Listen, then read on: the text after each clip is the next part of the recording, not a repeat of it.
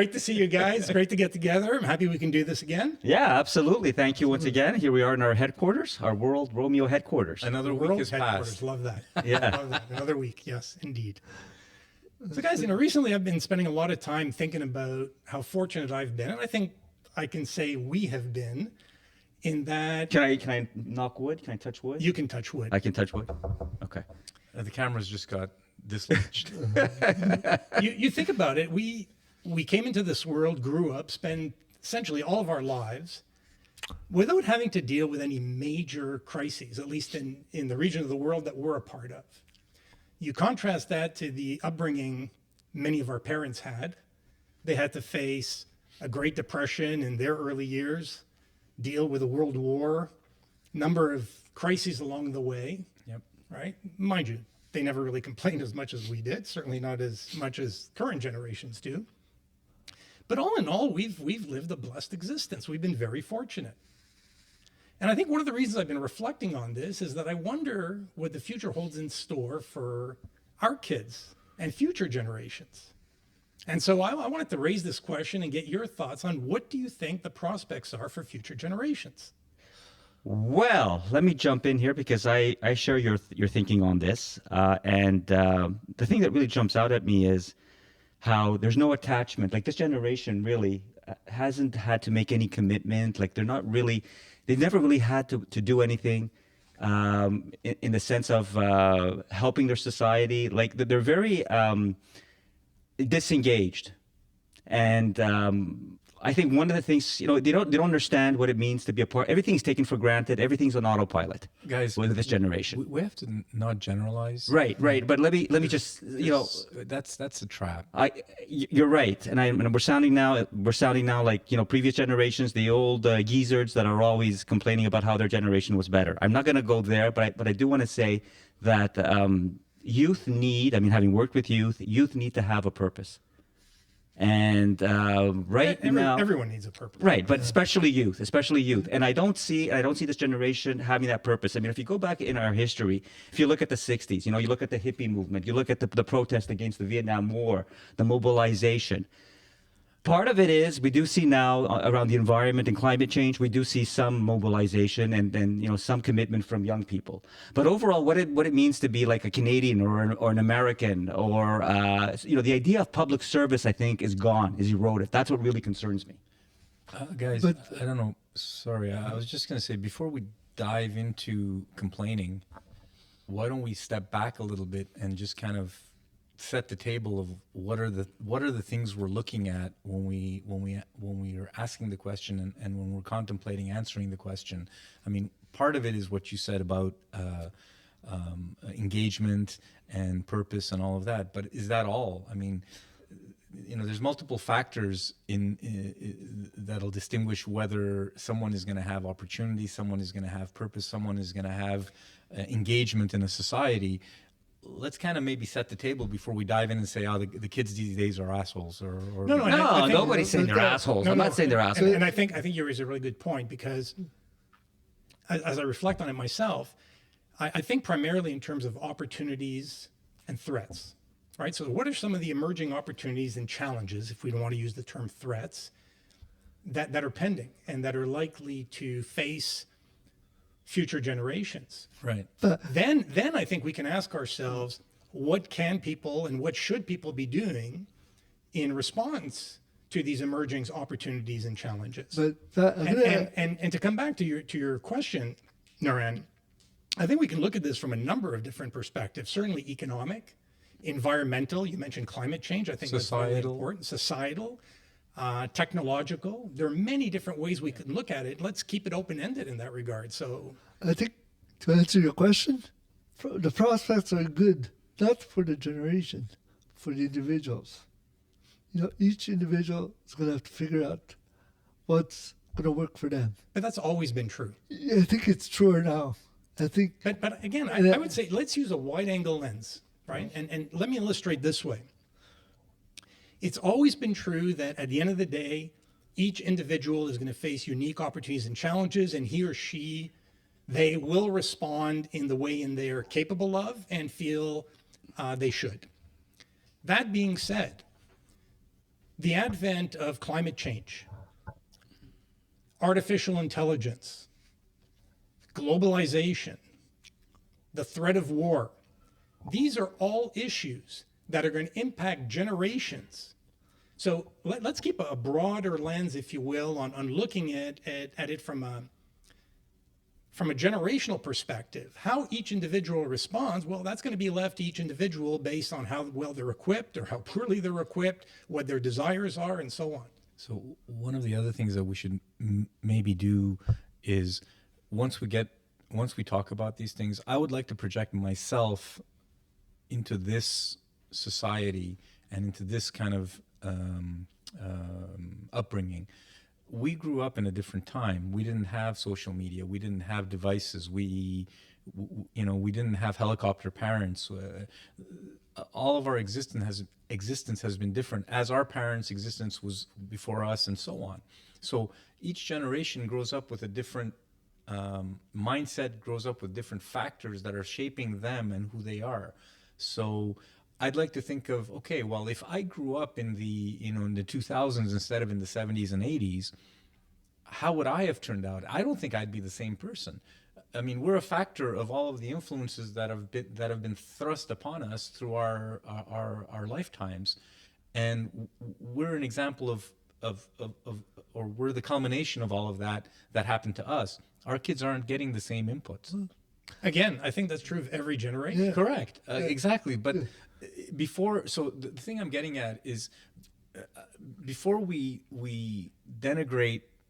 No, but I'm not denigrating. I'm saying there's something missing. Well, no, guys, Something is missing. every generation is different. Yeah, The world continues to evolve. exactly. There are different forces, be they positive or negative, at play that are going to influence people's lives. And it's not a question of good, bad, indifferent. It's more a question of what are some of these changes that are looming? Right. What are the developments that are going to be most significant? And you know what, guys? What we should be doing is we should have a young person. I mean, somebody, a young person to That's speak. me. To speak. That's right. Nice try. Nice try. Okay, next. We'll delete that one. But again, Aki, there's no right or wrong perspective. No, but I'm whether saying- we have old people Yeah. or young people, this is our perspective. Like if our kids are listening to this right now, right? Some eye rolling here.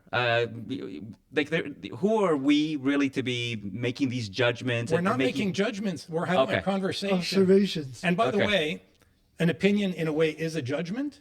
And so Right. we have opinions. Right. That's what we're here to do, to express our opinions. And people are entirely free to agree or disagree with our opinions. Right, but sorry, Dominic. I just want to say, but I think, as we said, right? I mean, we're pretty open-minded, all of us. We'd like to learn from others. We like, to connect with people with different opinions. And I think, there's something to be said, like to bring in some new voices, to this table to help us in these discussions and in the formation of these opinions.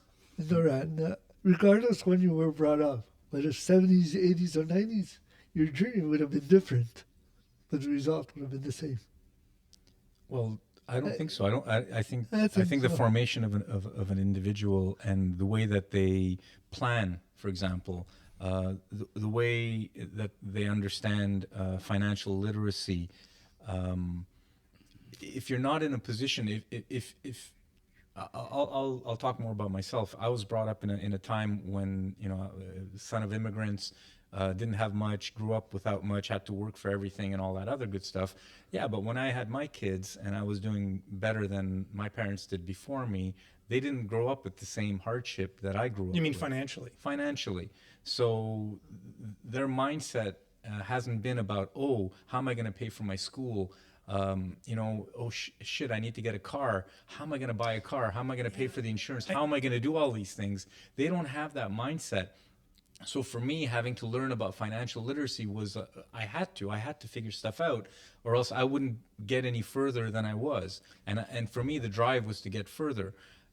So every generation, or again, I'm generalizing. It's hard not to generalize, unfortunately. No, but generalizations are fine. I think that there are always exceptions to the rule. There are always exceptions in anecdotal evidence that we can give to the contrary of what a general trend is, and that's perfectly fine. But what I prefer we not do is focus in on the individual or a relatively small group and look at this from a broader global perspective. Because what's been true of every generation is you're either born into privileged or unprivileged circumstances. Think of people who grew up in third world countries. You take someone like a Steve Jobs or a Bill Gates or an Elon Musk. If that individual is born in a third world country, raised in poverty, there's a high likelihood that they never make the contributions that they were able to make because, relatively speaking, they grew up in privileged environments. Yeah. Right? Think of people who grew up in war-ravaged countries that are born into it. I'm not sure about Elon Musk's upbringing. I don't think he grew up in a privileged environment. My point is, he didn't grow up in a war-ravaged country. Right? He was able to get a good education. Exactly. Yeah. So in addition to being blessed with a brilliant mind, here are individuals who were able to attend school, right? Didn't have to deal with some of the atrocities that, unfortunately, too many people in this world have to deal with on a day-to-day basis. So my suggestion is we take a step back and look at it globally, because it doesn't matter if you're born in a privileged environment or a poor environment. If there's going to be a nuclear war that has global implications, it's going to affect everyone. Climate change is going to affect everyone. Disease is going to affect everyone, right? These are not selective in terms of hands off this individual, right? No, there are wealthy people who get cancer. There are poor people who get cancer. So I guess what my thinking is, and if we're going to look up what the prospects are, that's the basic question that we're addressing here. It starts with values. So what are the value systems? So we had, as you pointed out, we had certain values when we were growing up. So what are the values now that we see in this generation, in our kids' generation? What are their values? I think they're pretty good. So what are they? Can we list them? Well, I mean, if I look at my kids, work ethic is amazing. Work ethic, I agree with you. You're looking at your kids. Is that the norm today? Well, I think we all have that. I don't think So here, okay, so and again, different perspective. So I see a world, you talked earlier about social media, Naran. I see a world in which individuals of all ages are being bombarded with information that is often misleading, false, altered. I sometimes question whether or not we have a society moving forward that is going to be steeped in reality, facts, or one that is going to live according to points of view which are radically different than what the absolute truth is. So good point. You look at external influences. You know, some people would describe members of our generation as being naive. Well, I say, well, that may be true. But if it is, I think that the current generation, younger generations, are even more so. We grew up at a time when there was some measure of objectivity. Today's world seems to be a highly subjective one. You know, I think all of that will culminate in someone seeing the light at a certain point in their life. So if I look at it at an individual perspective and then look at an aggregate of these individuals, okay, so yeah, there's a whole bunch of outside factors, and then you get sucked into the the bullshit that's online and the Instagrams and the live your best life and fear of missing out and all this stuff that's going on. At a certain point in your life, people have to look in the mirror and decide for themselves, okay, what's my path? What am I looking to do? Am I on the right, path for myself? Do I need to now, assess where I am and where my friends are at and what I need to do in my life? At a certain point, there has to be that come to Jesus kind of moment. So where I would differ with you, Naran, is when you say you have to. People have to. Well, if they don't, they're lost. But so there are consequences. Yeah, but I don't think people have to. Perhaps people should. Perhaps people should. I used the wrong word. I understand. I'm not saying that they have to, but if they don't, they're going to get lost. Well, but then the question I come back to is, in response to what? And so we're not touching on the issue, and that's fine if you all think that we should take the conversation in a different direction. But when we talk about prospects for future generations, before we talk about how groups of people, communities, or individuals are going to respond there's a fundamental question we have to ask ourselves. Respond to what? So what are the emerging opportunities and threats that are going to define future generations? But we're trying to determine, I mean, in order to continue that conversation, I think we need to establish who are, I mean, how do we identify this generation or future generation? What defines them? What's their profile? It doesn't matter what their profile is at this point. That could be a topic for a different time. Pat, The question really is, okay, so- what are the emerging opportunities and Well, the threats? opportunities are amazing. What are they? The opportunities, okay, so if we want to step back and redesign society, I think the opportunities are enormous because there could be a lot of wealth and a lot of value that can be derived out of the things such as artificial intelligence, automation, robotics, all of these things, all of the technologies that we have available to us as a society, as a globe. If everyone decided, you know what, let's focus on the greater good of humanity and not worry about stockpiling weapons, about fighting for inches of land, of all of this stuff. The problem is humans. The problem is us, humanity. It always has been. period. Okay, because everyone wants more. A billionaire wants to have 10 billion. 10 billion wants to have 100 billion, and so on. It's like it's never enough. So that's a human issue. No, I understand it's a human issue, and I hear Aki say it's always been that way. Yeah. And so if human nature hasn't changed in the eons that we've populated this earth, how likely is it that it's going to change But that's over the course of I coming want to go. generations? Dominic has been waiting, but I just want to make a point. But that's also goes back to what our expectations are and what youth's role is. Youth is supposed to be an improvement, making the world better. I mean, it sounds idealistic, but it's supposed to be moving humanity towards a better place. That's what we want from the next generation. And they do. And there's nothing. Wait, Dominic's been waiting. I think future generations will shift from being employees to self-employed. I think you're going to see a big shift. We're seeing that now. Yeah. And they're going to be doing work for 2, 3, 4, 5 different companies at the same time. Yeah. And have that flexibility.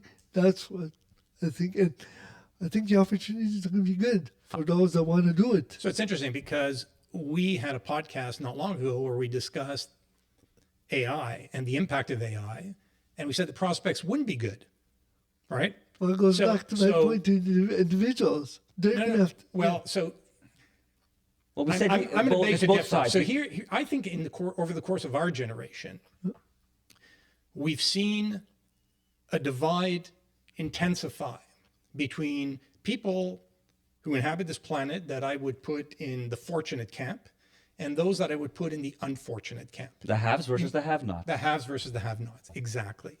And if anything, I believe that some of the pending developments are likely to intensify that to an even greater extent. So even in relatively well-developed societies, there's a growing divide between the haves and the have-nots. From a global perspective, you look at the people who are mired in poverty, right, versus societies where everyone has a handheld supercomputer. That's only going to get worse with time. It's going to intensify. Some of the things that you discussed earlier, Nuran, about people fighting for an extra parcel of land or people selfishly pursuing greater and greater wealth, regardless of how self-sufficient they already are. Those are facets of human nature that I don't think we should expect to change or to see change over the course of future generations. Those are character traits that have always existed and will always exist. Furthermore, I think we live in a society where in a growing number of countries, singular individuals or small groups of people are able to control the masses. Ideologically speaking, from a messaging standpoint, right? You have countries where media is entirely state controlled. And so what is the information people are receiving? How objective is it? How truthful is it? Or completely twisted social media. That's the other option. So unfortunately, we're going Right. We're going in super deep on one, and then we're going super wide. But this is the kind of conversation. The things that we're raising here. This is what I don't hear that much from this generation, and that's what concerns me. So what is that exactly? What? Right? I mean, we like our generation, like as you put, regardless, you were very clear about how our reality was different, and we had to work harder, and there were more pressures on us when we were young, maybe than this generation in terms of career path and prospects for the future. So, but this generation, but we still had time to address these greater existential questions. We did that. We followed what was happening in the world. We followed the news. We were kind of informed.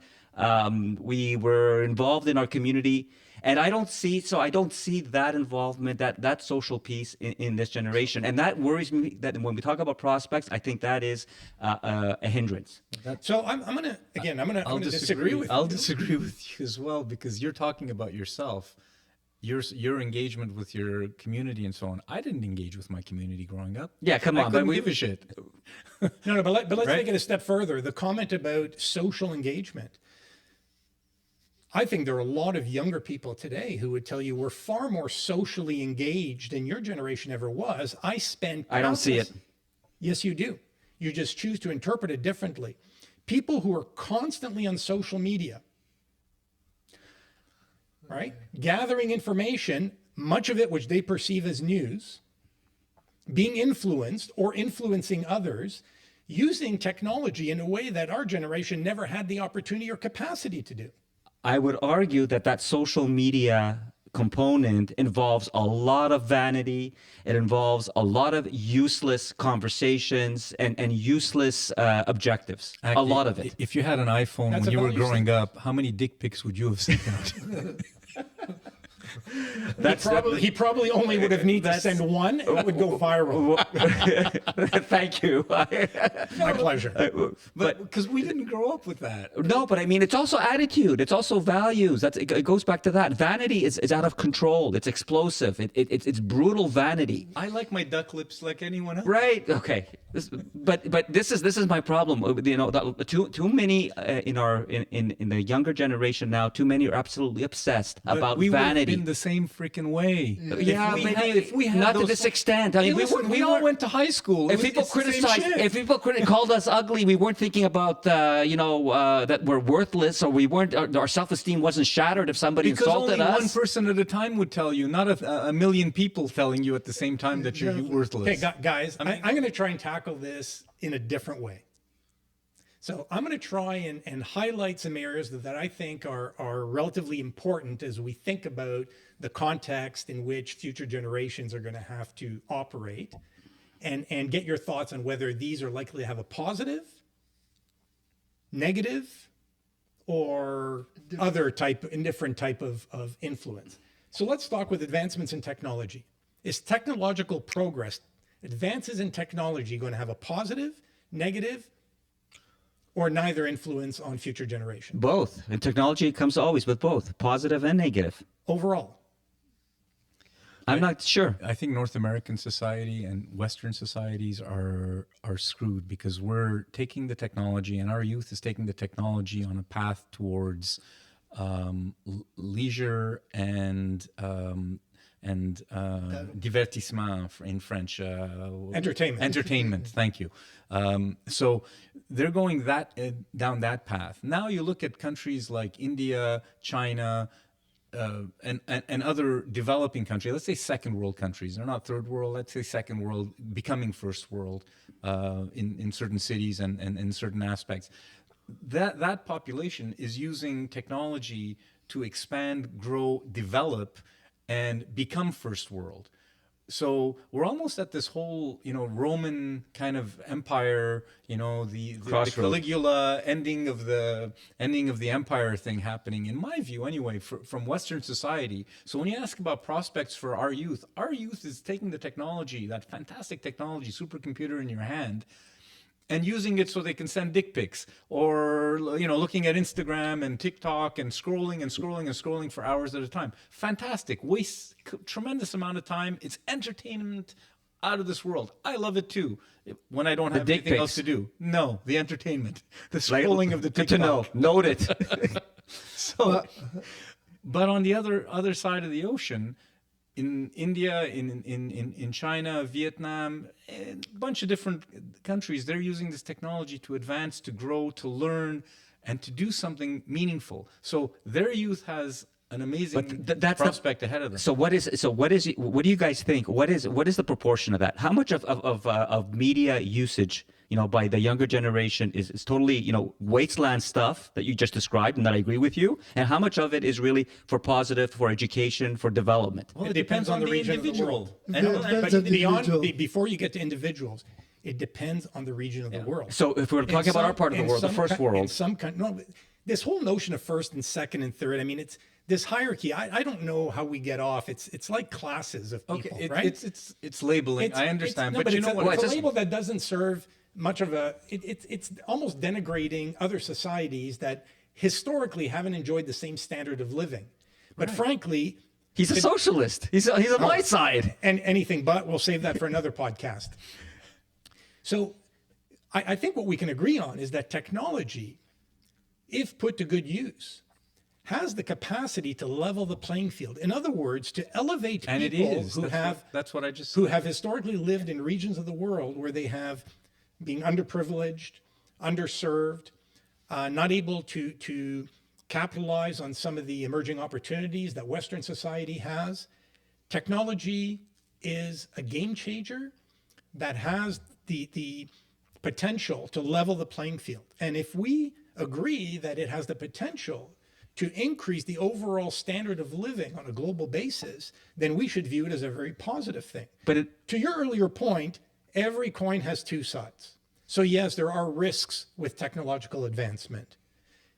But from a broad perspective, if we can agree that it has the potential to bring greater equality in terms of the standard of living that people around the world enjoy, then we should think of it as a very positive thing. But technology is the great equalizer. We see it with our podcast.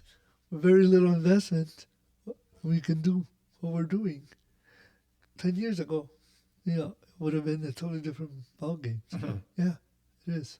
But to Noran's point, the developing countries are going to benefit more than those are. Well, it's becoming a time sink for our youth, and it's becoming an opportunity enabler for other youth. So yeah, prospects for the future, fantastic. Technology, AI, all of this stuff is going to provide opportunities to those who can seize those opportunities. Yeah, exactly. And it may not be North American youth and European youth as much as I'll say Asian, but just other youth. So what's interesting though is we lived through a period of globalization, not in the early stages of our being, but certainly throughout the adult stage of our lives, we saw this tendency towards globalization.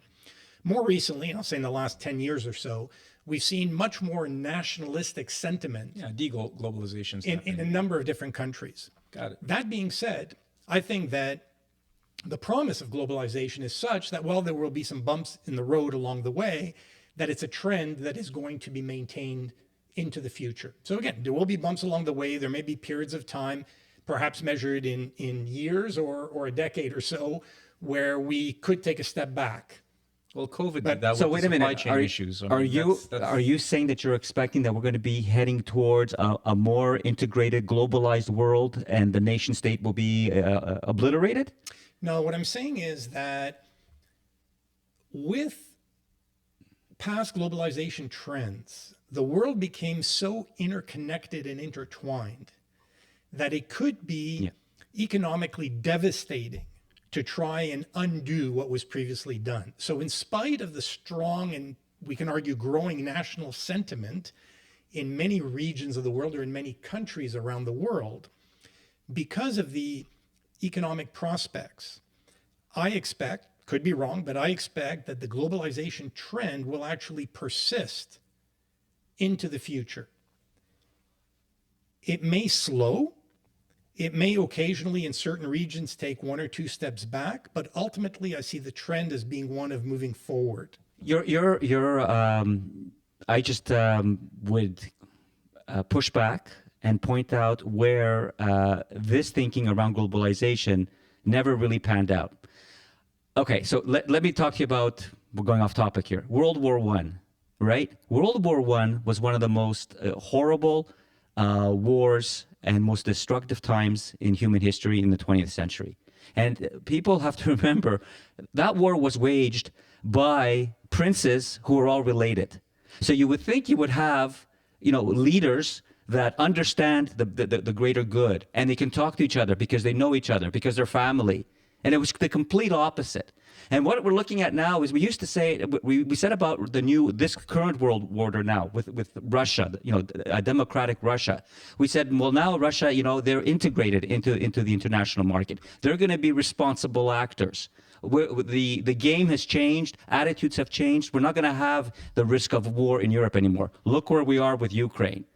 So that globalization has, the jury is really out on that. So I'm gonna counter that by suggesting to you that the period of history that was unprecedented was the period between World War II, yes, and a few years ago. So we grew up 1989, the fall of the Soviet Union, in a time of relative peace and harmony. Relative, there were wars waged, but not on the scale that had been seen earlier in the 20th century. And we are now, for the first time in many, many decades, seeing a level of aggression that we haven't witnessed in our lifetime. We're regressing. Not on this scale. We're regressing. Now, what I'm going to suggest to you is that what hasn't changed from the beginning of time to present day, and is unlikely to change in the future, is human nature. Agreed. So to the extent that you have individuals, and generally speaking, it's men, who are egomaniacs, only concerned with amassing as much power and wealth as possible, and are able to mobilize large numbers of resources. They will drive their agenda until such time as the society that they oversee chooses to rebel in a meaningful and purposeful way. Great. So we have civil war. We can name, in some countries, I'll tell you what doesn't work. Historically has never worked, and I don't think will ever work, is when a foreign state decides that they're going to drive their ideology and their agenda. Well, you just described the American. Exactly. It doesn't work. Regime change doesn't work. It doesn't work. It has to come from within. There has to be an uprising. So guys, what kind of. Now let's go back to the youth. But in truly democratic countries, we do that through a political system that allows us to oust incumbents if we're dissatisfied with them, right, and replace them with people that we think will do a better job of addressing our agenda. In other countries, it doesn't work that way. Well, I'm concerned that going back to youth, I'm concerned that exactly the insightful conversation that we're having, we're not going to hear it from the 20-somethings and 30-somethings right when now. I was 20, I wouldn't be able to talk this way. You were the exception. And we took you under our wing, and look at you now. No, I'm sorry. So you're good. You're good. You evolved. It's a good thing we made the point about ego just a moment ago. You evolved. Hang on a second. No. You don't expect 20. At 20, 25 years old, I wasn't reading about news. I wasn't looking in newspapers when I was in my 20s. Okay, but you kind of knew what was going on in the world, didn't you? No, I didn't really give a shit. No. Oh, okay. We got to throw you out then. You're useless. No, it's No, but you I have think, to look. but I think Nuran raises an interesting point. Not because everyone again, at a certain age. No, I agree, Nura. I'm just in as general. engaged. Okay, we're speaking, general. I mean, we're speaking in terms of generalities. I agree with you. I'll give you that, right?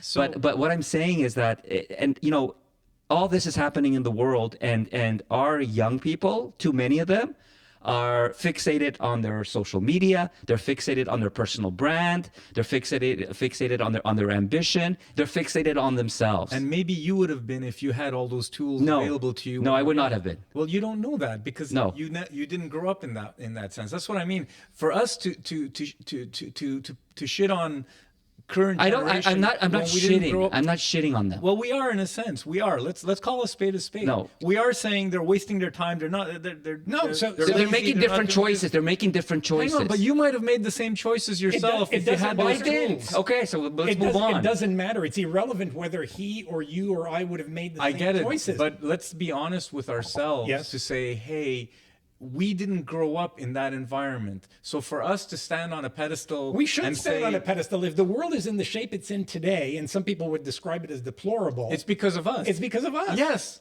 Not because of the current generation. Well, that's it. So that's why I'm saying, like, for me, it doesn't make sense. Okay, but I need this generation. I need them to step up and to play their role. No, you would like them to play the role that you think is the role they should be playing. I think it was a sensible proposal that you should be. That Of you should be. course you do, because it you should be aligns- about more than just yourself and your own personal path. Because that's your belief system. Guys, Yeah, that's you. every generation figures it out. Yeah. In the end, they do. We did. They will. Well, if you say in the end, if we reach the end, that means that they won't Yeah. have. But Dominic, what I'm worried about is just the influence of social media. Look. The level of ignorance and misinformation is poison. Don't you get That's what concerns Look, me. you We see- had this my last point. No, we had some objective, credible sources and influences in our life. Whether it was our parents, whether it was Walter Cronkite, whether it was the level of the high level of journalism that we were exposed Do you to. understand how much shit we didn't get to know about because it was Oh, hidden? come on! now. Because all of this shit was hidden from us. So you're saying that in the age of when we had like respected journalism, it was at the same value and, No, but and the what- same the amount of stuff- negativity as we have now? Okay, so when Edward Snowden goes and does the WikiLeaks output and all that shit, all that all the shit that the governments didn't want exposed goes out. Did that happen in our time? Did we have that kind of account reporting? No, we had what was allowed. What governments allowed us to understand and know about was reported by Walter. So you didn't Cronkite. believe in an independent media in the 70s and the 80s? Of course, but how deep were they able to dig into what Very actually deep. was happening? Vietnam. They changed the whole scope of Vietnam. The Vietnam War came to an end because of the reporting. When did people figure out what the CIA was actually doing? But Nurang, When? there are How many years it wasn't after perfect. it actually got done? There wasn't perfect, but Yeah, but hang on. there were some references. there Well, were some if every credible time- references well, that if- we can rely on. But if every time I give you something, you kind of step it back, then understand that that's what's happening here. We didn't get to know everything that was going on because we didn't have as many sources of information, and shit got buried deep. And we're only finding out this stuff years and years later. Yeah. So one of the things technology has changed is the level of empowerment. So we've moved from a society where power was under tight control by various entities, you can say Exactly. governments and others, Exactly. to a world in which empowerment is much more broad. democratized. It's to a large extent it is. Again, not in all societies, but in many. The other thing that's happened is that information, whether it's truthful, factual, or not, travels instantaneously. Yeah. So in previous generations, information was vetted, it was edited, and then it was delivered. And there was a lapse of time which today we would view as unacceptable. Information is captured today on any number of devices. It can be altered very quickly on those same devices and then communicated to global audiences. Yeah, it's the altering part that's unfortunate, but that's the reality, and this is where the filtering. But even if it wasn't altered, the fact that you're sending out a picture or a movie clip that appears horrific can be interpreted as horrific. Yeah, it has when no in fact, if you context. don't have context I and the understand. underlying reasons for why this occurred, you're missing an important part of the story. Yeah, but I would just say you're minimizing the values of those journalists and those people in the public sphere that were that were doing the work that they were doing. I'm not to minimizing. unveil all this shit that was going on. Yeah, but they didn't get to the bottom of. Can you imagine? Sorry, can you imagine today that a United States Senate, a Republican Senate would stand up to Trump as they did, during Watergate, where Republican senators told the Republican president, "Game is up. You are a crook. You have to step down." You're never ever going to have that level of integrity anymore or courage. The GOP right now is on a time clock because demographically they're screwed. because of the Latino and black populations growing, and the amount of white people that are going to be voting for them is diminishing on a daily basis through immigration and through right. population growth. Death. So no, forget about hoping that I'm right. I'm not for or against anyone. I'm socially liberal and I know, but fiscally you see that conservative. you see the Trumpers, you see their strength, and you Hang see on, stop. the poll results. Stop for 1 second and just understand that there are reasons why things are happening. Things happen for a reason. These people haven't lost their freaking minds. Okay, they're doing it because they know that there's only one way that they can ever get elected again, unless they change completely the leanings of the party. So this is the last stand. From a demographic perspective, if they can't get into power now with what they're doing, they have to completely revamp their whole ideology. And a lot of the guys that are running the thing, who are in their 60s, 70s, and 80s, and maybe even in their 90s, don't want to let go of the power. And that's the problem. But that's a demographic problem that they're figuring out, and that's why they're clinging to power and doing shit stuff, like you said. Letting that guy, run roughshod with all the bullshit that comes out of his mouth all the time. That's fine, but that's the last chance they have. So, Bernard, let me say, what's the role model then? That's the other question. What's the role model for young people then? If you're telling me that they're not good human beings because they're doing that, well, yeah, you're right. But that's politics. It's not about being a good human being. It's about getting elected. It's not just politics, right? Because we're talking about government, but the same is true in religious institutions. The same is true in education. Everyone wants power. Institutions. Well, not everyone. And the point is the ones that are in power the want to world keep their has always power. been comprised of good and bad. Right. But we've also... And it doesn't take that many bad seeds, right, to spoil the environment for everyone. Well, we saw that. That's what you're talking about. So it was the minority. Right, but more importantly, I'm bringing it back to youth. Role models. I mean, this is where we're failing them as a society. What are the role models and the values that we're holding up that they should be aspiring towards? Listen, there are a bunch of young people that are growing up and they see what's around them and they don't like it. There's a lot of smart, young people that can figure this stuff out, and those are the people that are going to take us to the next generation. I and hope beyond. so. Well, of course. Oh, they will. Of I hope course. so. Don't look at the base of a pyramid. The smart ones are on the top. Hey, I am the And they'll get socialist, the there. idealist. Don't steal my thunder. Well, I'm just saying. You don't sound like an idealist. Maybe. No, but you're putting a lot of pressure on today's youth, and you're blaming them or potentially blaming them for things that they're not doing. You're saying they're not as socially active as they should be. They're not as driven in the community. Well, shit, I was like that growing up. I couldn't give a shit. I was a sociopath. Okay, so let's do a quick survey. How would Maybe you I'm describe still a yourself? sociopath. When you were younger, were you engaged? Would you consider yourself engaged or distant? For the community. Yeah. Distant. And you? It's a relative term. What are we trying to determine? The level, I mean, how What does aware engagement mean? Engagement means, having an awareness of your society, understanding what's that's going on. different. But what is the point of having awareness if you don't do anything about it? That's part of it. It's not just being But aware. it comes down to a point you raised earlier, Aki, about a sense of purpose. Correct. And each of us probably grew up with a different sense of purpose.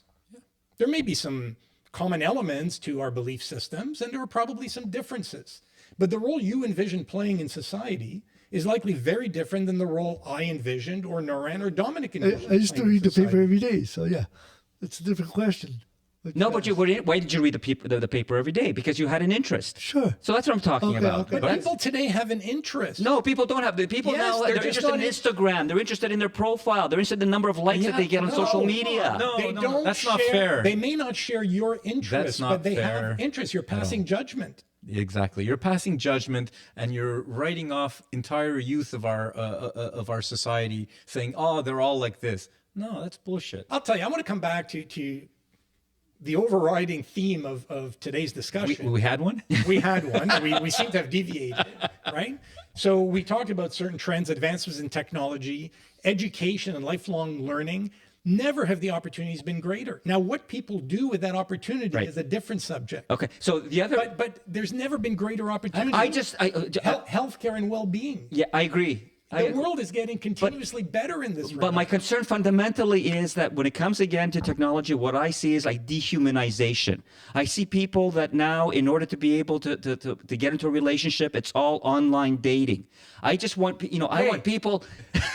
What do you think I do? I rest my case. I rest my case. I think you're thinking So I'm being too pessimistic. No, Yes, think I'm being that- pessimistic. I'll tell you right? what you mean. Like people will actually talk, prefer to talk rather than sending a text. I don't know. I don't No, think so. but you I know what, hate Aki? talking to people. Yeah, Aki. I hate calling Here people. you are doing a podcast. I think you're thinking that everybody's a Kim Kardashian. They're not. No. So those are exceptions. And when we take exceptions as a general rule, that's when it gets dangerous. I look at, obviously my daughters, their friends, some of them are became teachers, which to me is amazing. To go into that profession, it gives me hope. If young, women and men are becoming teachers, wow. Yeah, so I would say, generally speaking, I share your hope, and I will call it optimism. Yeah. There's one area that I'm deeply concerned about. Others, I may sit on the fence. I may view things very positively. There are not many things that I view very negatively as I contemplate where we're headed as a society. The one exception is in the area of ethics. Because of a point we made earlier about how relatively few powerful individuals can exercise tremendous influence over the masses. If those individuals, and if society as a whole, deviates from what we would objectively call strong moral, ethical views, then all bets are off. Because everything else we've discussed, from technology to climate to education, right, to globalization, could veer in a very, very wrong direction with significant consequences for humankind if we don't wrap our arms around this ethical question and make sure that we stay the course. I think just humanity-wise, people have a moral compass in general. And, the golden rule, do unto others as you want done unto you, is, I'm not talking about religion, I'm just talking about ethics and moral. Because religion for me is garbage, and that's a different topic we can talk about when we want to really get into something. Yeah. But putting that aside, I think the moral and ethical foundation and compass of everyone, just from a human perspective, most people have a compass that works fairly well. People understand. Most people know when they're being assholes.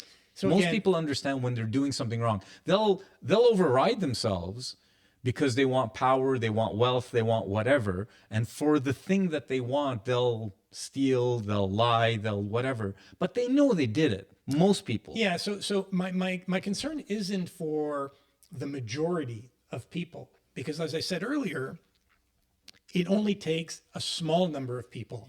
So if a number of narcissists with the right skill set, Like us. speak for yourself. ascend to positions of power and authority, then all bets are off. Right. Now, I believe You just described every politician. Yeah. You just described them. They're all narcissists. no, but they're No, they're not. They're not all they're narcissists. not all narcissists. No. I think we're living at a particular No. point in time A different level. where we're trending in the wrong direction in that regard, and I hope.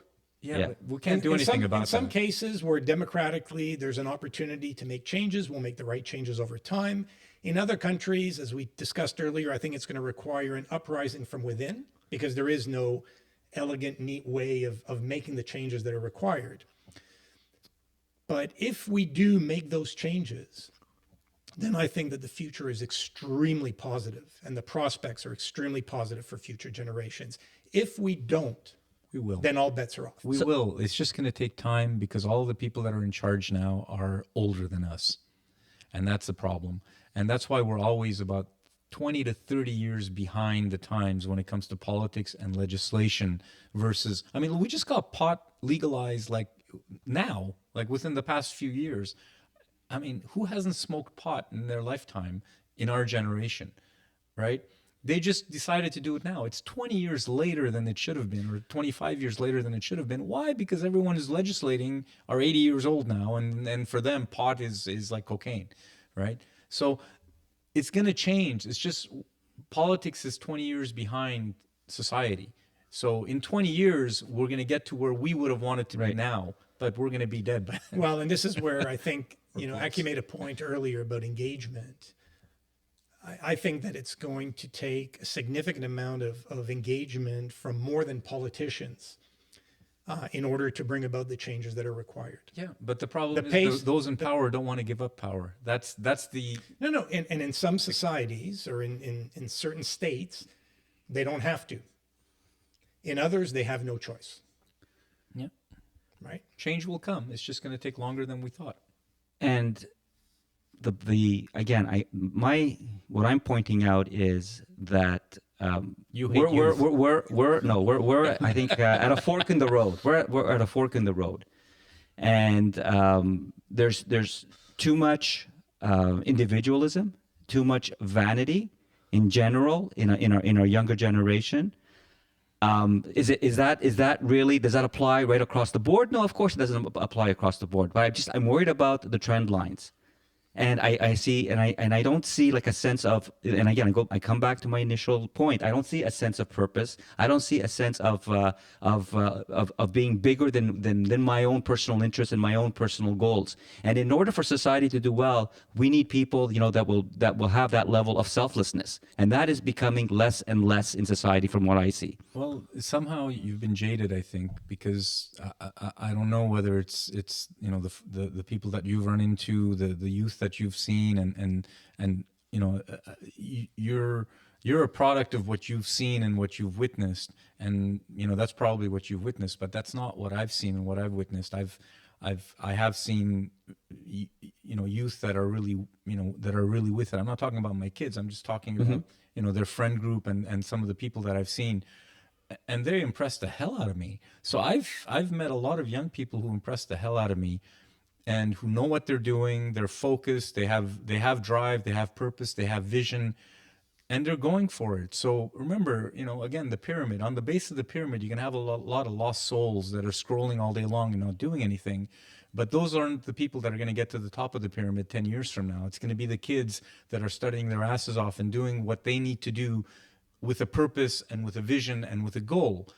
Maybe you haven't met as many of those as the others, and maybe that's what's kind of, tainted, if you will. I'm just looking at big patterns. I'm looking at, participating in elections. I'm looking at volunteering. But no, I'm looking at philanthropy. Voted when I was in my 20s. I didn't give a shit about elections when I was in my 20s. Well, that's part of it, but that's part of being like having civic responsibility. But look at me now. I grew out of that. I hope. No, but so I Right? come back to your point. So I think what's important, Aki, at times is to ask ourselves, why is that? So the lack of engagement in an electoral process, for instance, is it because people don't care, or is it because their level of dissatisfaction is so great, and because the candidates that are presenting themselves are not making a strong enough impression on the constituents to select one? Right? So people sometimes don't vote because they don't like their options, not because they're not interested. I think you're right. I mean, I think it's both. I think there's a fair amount of disinterest, not just among young people, among our generation as well, for sure. Exactly. But again, it's the example that we set. So if we're distancing ourselves and we're stepping back and we're not going to be socially engaged as a generation, then what can we possibly expect from our youth? That's part of it.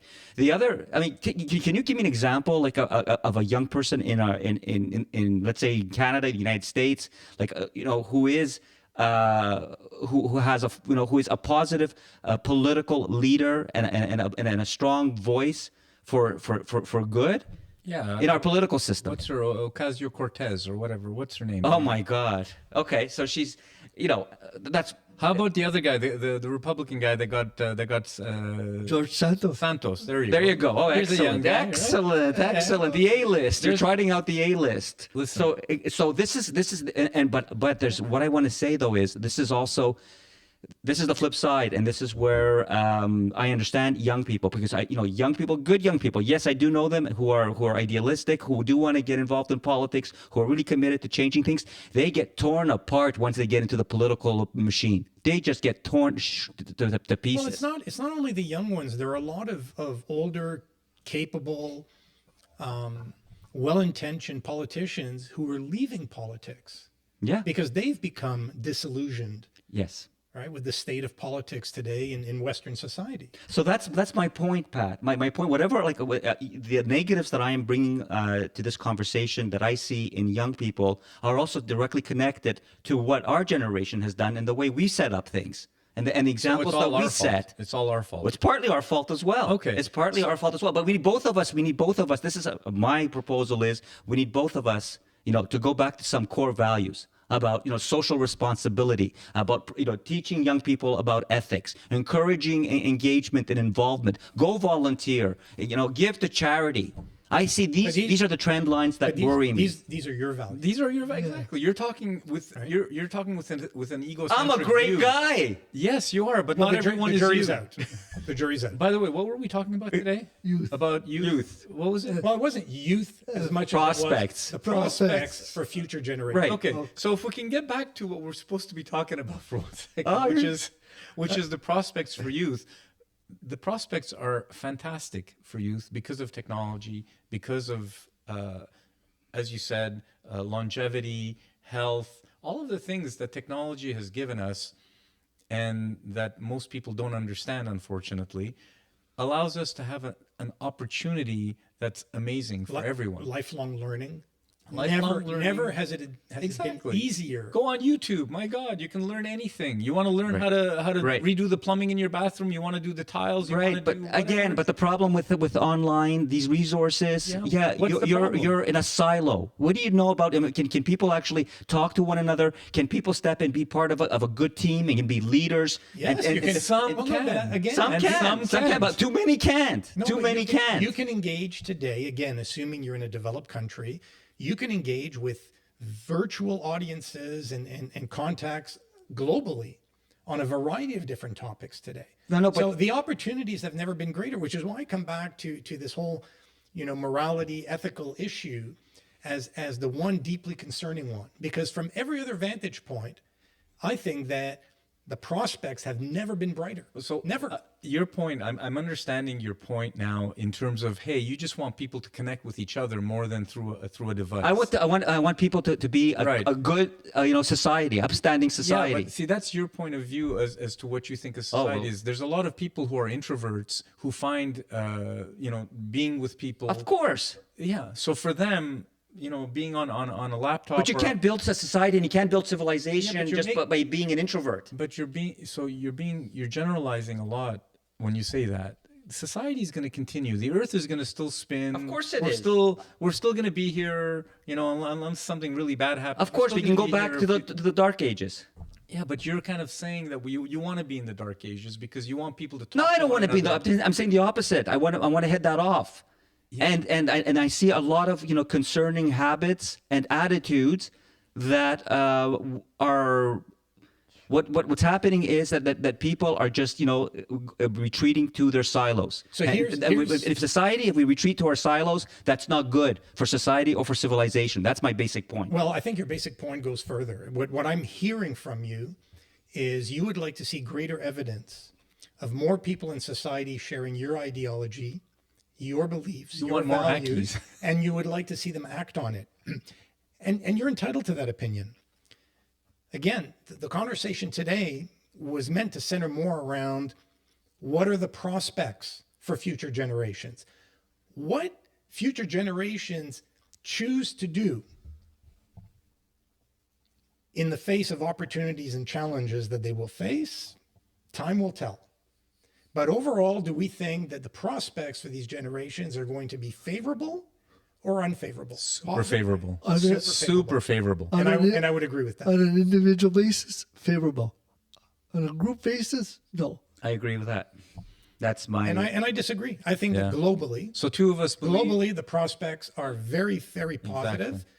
What we, as a broad society, And what we ultimately as individuals choose to do about it remains to be seen. Yeah, I'm very optimistic and positive. I think that individuals are going to rise who are going to be able to handle the decline in society that you guys are referencing in terms of, yeah, no one's talking to each other, we're siloed, whatever. No, people are going to rise up, and they're going to be leadership in the youth today that are going to be able to understand the landscape that they have in front of them, that are smart enough to understand all these silos and all the things you're saying, and they're going to find a way to address them because they have the technology and the opportunities to do that, because now everything can be sent out immediately, globally, instantaneously. Exactly. So people are going to figure it Guys, out. I'm going to suggest that we wrap it up on that eloquent point. Positive note. Send me those dick pics. Oh my goodness. There you go. Spirited conversation. Really enjoyed it. And let's do it again soon. All right, you. guys. Thanks, Take care, guys. Take care, Romeos.